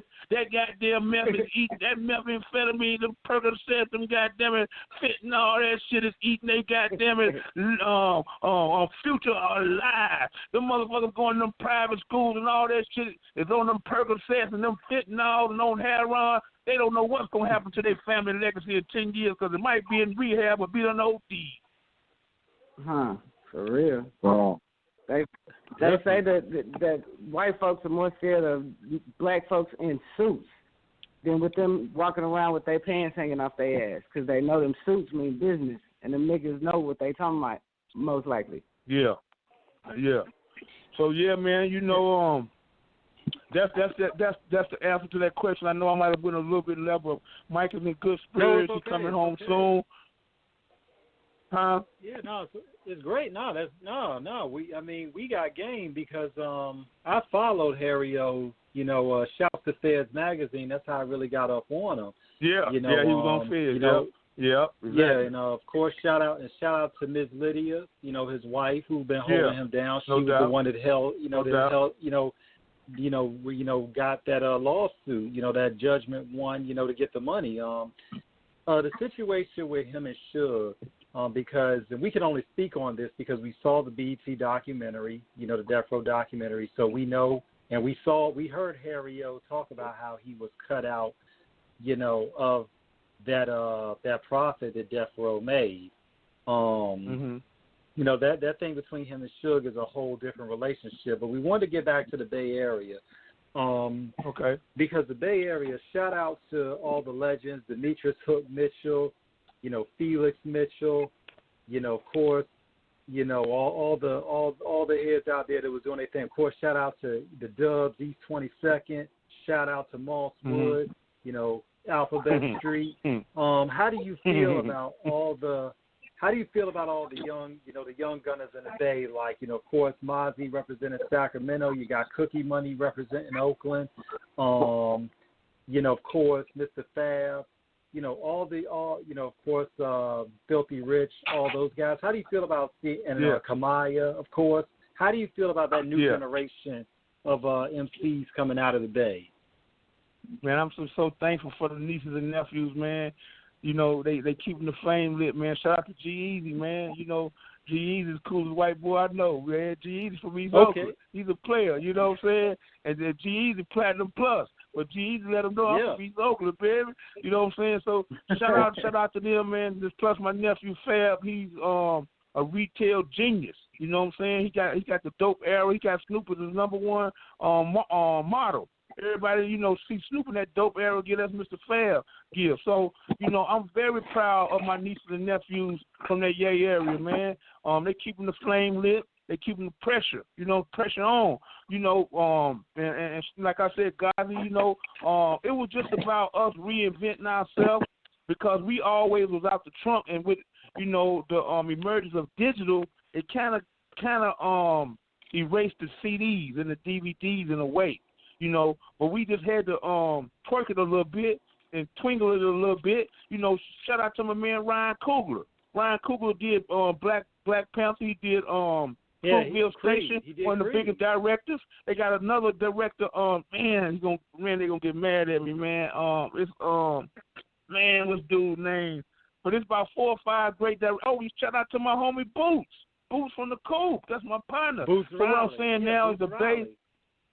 Boots Riley, that's my partner. Me and Boots, when we fought Proposition 21, me and Boots used to pull up on flatbeds in front of high schools and do concerts to the police game, getting people to sign up to vote. Proposition 21 was a law that they were trying to pass where if you was 6 or more people on the corner, they could arrest you for gang affiliation, and also they could go back and dig up your juvenile criminal record. So that's how me and Boots got tight. For 90 days, we pulled up on flatbeds, did concerts all over Oakland. But to go back to your question, I'm extremely proud of the nieces and nephews, man, in Oakland, man, because they tried to take away our entrepreneur hustle for a while to the music because CDs were history. DVDs were history. So we couldn't come out the trunk really no more like we usually come out the trunk. So we had to flip that digital and get with that social media. So, shout out to Maya, shout out to Jay Styler, 50 Rich, man. Man, the list goes on, man. And they doing their thing, bro. And I just can't. One thing they can't take from me, y'all, is I was one of the first, if not the first person to ever self-publish a book about music in the Bay Area that was successful. I know that I was one of the first to do it, or either the first. Mr. Fab told me, he said, you the reason I wrote my book, Dope Era. I saw you eating off of hip-hop tried to kill me. So that's one thing, my legacy in the Bay is cemented, my concrete. Ain't nobody did it but me. You feel me? And after me, then other people came with books. You know what I'm saying? So, that's one thing I try to holler at the little homies about when I go see them or when I meet them in traffic. When they come to Phoenix, I always get calls, come on backstage, they love me, man. They love the fact I'm still going, man. I'm still pushing like a pregnant woman. They couldn't fade me, man. If they changed their name to Cole, I could go to barber school for the rest of their life. They can't fade old greasy pork chop Fleetwood because I know what I do, and I appreciate what I do, and I love what I do. You feel me? So, my thing is I just try to get a little homies game about what I know, try to tell them to start them a non-profit. I try to let them know, write you a book. It's just another product on your table, outside your concert, you know what I'm saying, on your merchandise table. So to go back to what you asked me, I'm very, very, very proud of my nieces and my nephews from the Bay, and it's only going to get bigger and better, baby. It's only going to get bigger and better. Definitely, man. But one thing about it, man, is that to watch, of course, we've had so many Bay Area legends on the show. Shout out to, of course, Uncle Richie Rich as well, of course. And we got to say, we can't win. One thing or two without what you mentioned, Boots Riley and the crew, we can't mention them without saying rest in peace to Pam the Funkstress. No doubt, rest in peace. But one thing about it, man, is that, from where Uncle Short started, because when you look at the Bay Area, you look at the three on the Mount Rush money, as I call it, the Mount Rush money of the hustle, and that's of course Uncle Short, then of course Mac Dre and E40, the big three no that doubt. really got it going out there. I gotta add one more to that, and that's Tupac Amaru Shakur, because Tupac was like our brother, man. He was our brother, and Pac brought something to the Bay, man. It was an era, man, when Pac was in the Bay, man, that'll never be again, man. So I got to put the broad name in there, man, with that. Oh, of course, man. And look, while we talking about the Bay, man, because we're going to spend like the next damn 30 minutes talking about all the Bay niggas. Of course, we can't forget Ray Love. We can't forget Young Black Brother, of course, with Matt Mall and Kyrie. Man, we can't forget Young Lay, All About My Fetty. We can't forget the hieroglyphics, of course, Souls of Mischief. Y'all got history, man. Look, on the turf, I got to slide one more in there on you. And this was the man gave me my first record deal. JT the Bigger Figure. A lot of people right now love that nigga. That nigga there, he's a businessman. He know that music business. They just had JT. See, a lot of people don't know JT the one gave Master P the game. JT, Ice Cube, and Master P got $1 million from Priority in the same office at the same time. I ain't never seen nobody in my life like JT the bigger figure, man. Right now, he in Africa, he just bought a village and everything. Shout out to Figaro, man. I had to throw my big homie out there, man. Oh, yeah, man. Look, we can't forget Andre Nicotina, a.k.a. Dre Doll, man. Wow. Oh, man, you going back for real, man. Yeah, you going back for real. Yeah. King and Chinchilla tell you, I do the Bay heavy. I mean, of course, San Quinn, Big Rich. I mean, of course, the Hood Stars. Shout out to East Palo Alto.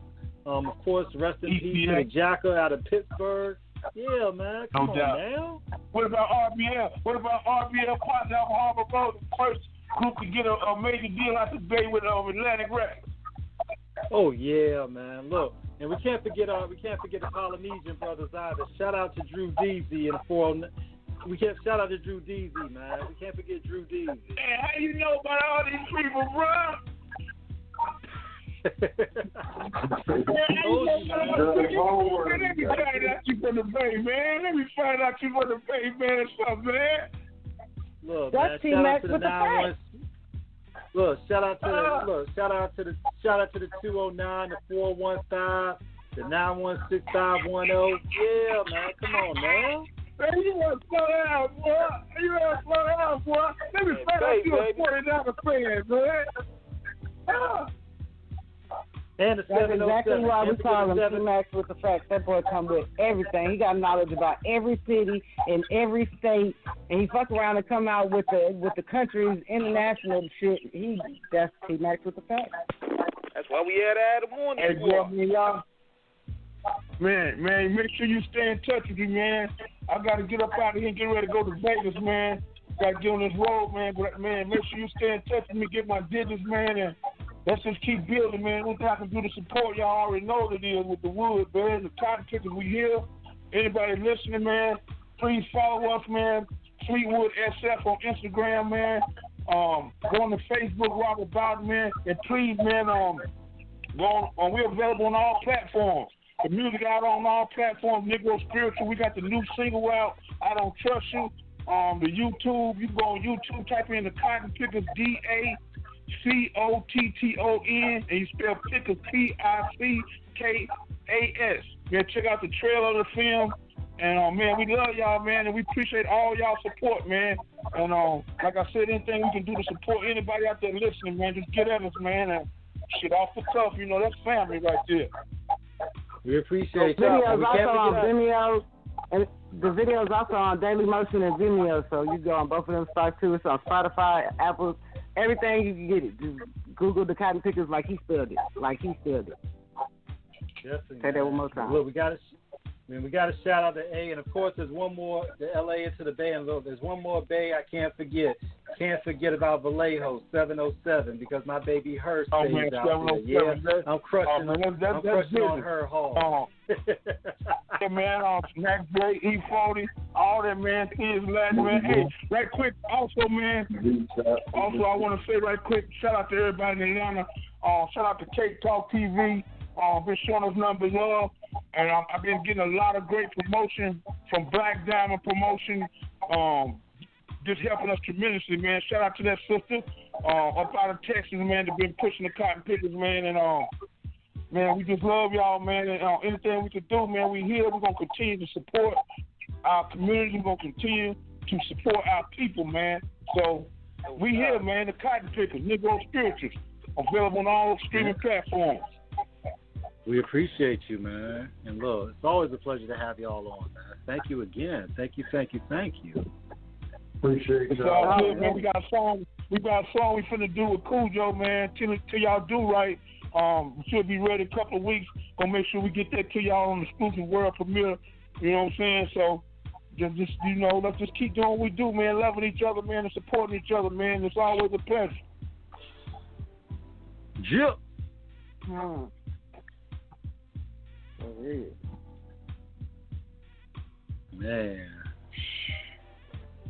Man, yo, See, that's like that's some real knowledge from some real places, and at the end of the day, when you listen to the truth, then, like I said before, it's kind of hard to deviate from the righteous path, the right path that you're supposed to be leading, whatever way it's supposed to be going for you. But when you veer off to that left, listening to crazy talk, and you make decisions based on it, you know what I'm saying? At the end of the day, you can lead into crazy land.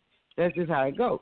But when you can listen to people that know what the hell they're talking about, and they put it in a good way for you to want to accept the knowledge and for it to soak in, that's what you got to look for. That's what the Cotton Pickaz is going to give you. Because at the end of the day, I learned a lot just listening to songs and different perspectives.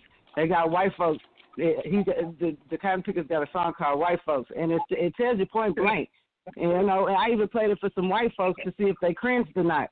2 of them. You know what I'm saying? And at the end of the day, they said they understood what he was talking about, and they get the message, and it was a decent song. They didn't have any kind of, oh, that's racist, because he specifically says that we don't hate all white folks. We just don't like the racists. You know? And at the end of the day, when you can understand where black folks came from, especially if you are a black person or somebody of color in the world, whether it's a little bit or a lot of it, at the end of the day, when you can look at something and they can make you understand the timeline and how we progress, but how far we still have to go and what we did to get there, then it's a lot easier to understand why people feel the way they feel and what maybe we could do to fix some things. You know? That's why I pay attention. Thanks. Well, man, much love and respect, man. Once again, man, I love y'all, man. Appreciate y'all. We up out of here, man, and definitely gonna send y'all a text and let y'all know we got the Vegas safe and sound, man. Thank you all the listeners that listen. Y'all continue to support Off the Cuff Radio, man. And man, let's do something they say can't be done and just love each other every day. No doubt, brother. Already. All right, much love, peace. All right, one. Great. Yeah, that was a great interview, y'all. Big shout out to the Cotton Pickaz, Big Fleetwood. We're going to definitely try to get that Harry O interview for y'all before Officer Vlad get it. Hey, Harry O might actually care about who he's talking to and what message he want to send out. He like Fleet said, he may not fuck with Vlad. Might be on the another list, the top of another list. But now, we got a little bit of time here. We got about 10 minutes left. And we all know the big elephant in the room right now. That's the talk of the town when it comes to Facebook, your timeline. I'm ready for the smoke, and nobody's want to give me the smoke, so I just got to kick up dust myself. Everybody's talking about the new video with Cardi B and Meg Thee Stallion. And it's, it has, push sexual imagery. And a lot of people are concerned, and you got a lot of people that feel that, oh, you can't be talking about that, and we had Little Kim and Foxy back in the day. So I want to ask y'all this. Do you guys think that this video here is bad considering the climate that's going on now, or it's just an idea that's really not original, just something new under the sun? Man, let me say, one of my kids brought me that, and they're younger than 15, and I looked at it and I stood like I looked away, and they just sitting there looking, and I'm just wondering like, what in the hell? I don't know what's going on. I heard only because I heard the songs on the radio or something did I even know what they were saying, because that was a bit much for the visual. But at the end of the day, all you got to do is not watch it. So there shouldn't be too much controversy about too much shit, because at the end of the day, we know who Cardi is. If you've gone to a concert, you know she's going to be looking like she's on a pole or dancing like with very provocative outfits on and very provocative dances. You know that. Come on, you know what Megan Thee Stallion going to do. You've seen her videos. You know what I'm saying? So you shouldn't be surprised so much, I guess, these days, because it is these days, and people do anything on the internet. I'm not talking about major artists. I'm saying people, period. So I guess they're catering to what people are looking at and what people will click on and what people are actually stream, and at the end of the day, they do what they do. I learned to accept it, and I tell my kids, I just don't ever look like that when you walk out my goddamn house and watch what you do, and I start talking and preaching, but at the end of the day, I mean, to each his own. We know how they are. It's not like they were some church group that started doing it, or they hadn't been in something that, their videos weren't some type of risque or something, It wasn't a shock. But I did look at my kids crazy like, oh, Lord, I'm not sure I really want you watching this. But I just told her, like I said, don't you walk out my house looking like that. We good, No, the fanfare is crazy, man, because it's like anything critical in regards to these three right now with Beyonce, Meg Thee Stallion, and Cardi B, they coming for your neck. I've been welcoming the smoke all day. I've been baiting them all day because, it's my day off and everything, and I'm waiting for somebody to bite that hook, line, and sinker. But, I think because I have that knowledge of self and now work within the business, a lot of people are like, well, we can't go with him like that. That dude is too much for us. And I've been holding the fish bait all day. Like, where y'all at? Because y'all come in my other people's page talking all this women's rights stuff and women had the right to do this, having the right to do that. I'm waiting all day. I'm like, I've been having this post up for 4 hours. Come on. No bite. None at all. What do you think about it, T-Max? Well, it is definitely, it's definitely cutting edge, but given the situation of what it, I'm not going to say, I'll put it like this. It is risque. It is provocative. It is explicit. But realistically, more than anything, it's entertainment. And I don't think it's anything that's going to be really, it's nothing really in this day and time. I don't think it's anything that's going to totally shake up the world like it's going to be, oh my God, we're in a moral decay. It's nothing of that nature. Like Chinchilla said, these are two women who have made their brand in a certain lane. So this is just what they're going to do. Is it a bad thing? I'm not going to say it's good. I'm not going to say it's bad. I'm just going to say that's their market. That's what their lane they found, and that's how they're going to work it. I'll tell you one thing. And the fact that we have a first lady that's been nude, I mean, what can we expect at this point? But I can say this much though. This is what happens when you have a little bit of a following, because this video premiered 23 hours ago, and they already got 26 million views on it, pushing 27 million. Yep. I believe it too. I mean, so look, so you figure probably within the first 2 hours they had probably 5 million views on it. I mean, so this is not, the market is there, so it's not going to hurt their brand. I can tell you that much. I hit them with the video today, and I was asking them, this is the problem that we have. Like, we live in the complaint state of mind. Like, it's easy to complain about what these two girls are doing, but think about the alternatives that are out there and the women that are, matter of fact, making better music than them. But they don't really get the support like that. Yeah, shout out to Jean Grey, Rhapsody, 3D Natty. Yeah. Venomous. Yeah, man. Yeah. I mean, but can I just say, since we said something about Megan Thee Stallion, can I just say, as much as everybody is seeking the entertainment and all of that, she realized real quick that some shit isn't entertainment.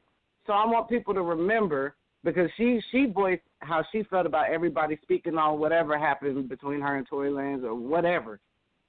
But at the end of the day, she also gave a heartfelt attacking real quick, a lashing of the tongue for people that were talking shit and making fun of the situation as though it was something to enjoy that happened or to brag about or to make, any kind of fun of. So at the end of the day, I want people to look at that. And number one, watch how you come out at people acting like you just, don't give a damn and you talking about other people. Not saying Megan did. I'm just saying in general. Coming out and talking, talking shit about everybody and all of that. When some shit happens, then, people are going to talk shit about you. Look at Wendy Williams. I'm just saying, you got to think about stuff like that. And I'm saying all of that with Megan to say, people stay the hell out of her business as far as, if you're curious as to what happened, you're questioning whatever, people that's what they get for being in the limelight. But as far as attacking her for being a victim or making memes out of it and all of that, all I'm saying is that's taking it a bit far, She was a victim of something. She spoke on it. She's, it wasn't like she shot herself in the foot. It wasn't like it was an accident from what she says. So with that being, you wouldn't laugh at somebody that just got shot in the chest. You know what I'm saying? That's all I'm saying. And plus with Tory Lanez, Yosemite Sam Lanez, you could tell he can't even shoot. I'm like, what kind of aim he got? Man, Tory got a whole bunch of different issues right now. They talking about they trying to deport him and everything, and I'm like, man, that's like, yeah. But the reality is that I think to just sum it up, when you're a celebrity, people are going to talk about it, and that's just what it is. There's going to be situations spoken on because you're a public. You can't say certain things publicly, being a celebrity, calling it cutting edge, and then get mad when people slice up shit that happens to you. So you can't have it both ways. So you're gonna have to deal with the smoke. Look, you either gonna send out smoke signals talking about how you got that fire, or people are gonna start blowing the smoke at you saying you're full of it. Which way you want it? Either way, you got the smoke on either end. So you just gotta deal with it. So Megan had her situation. She'll get through it. God bless her. She's not hurt badly. She just got a little, maybe publicly, became a tough subject. In public conversation she didn't really want. But and a little watching the video. Have a limp.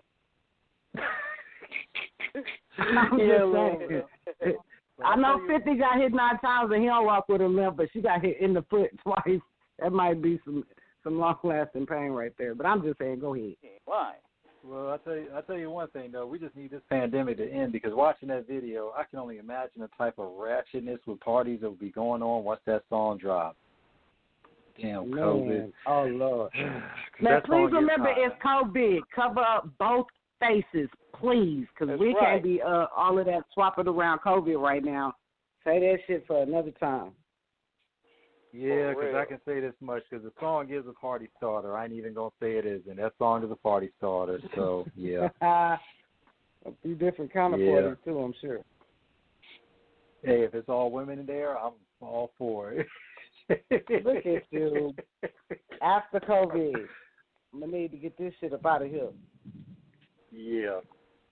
Yeah, but on that note, we about to sign up out of here.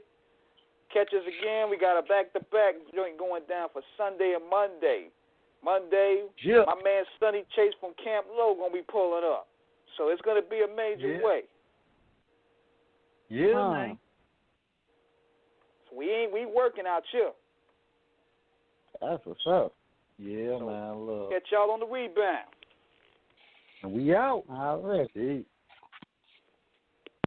All right.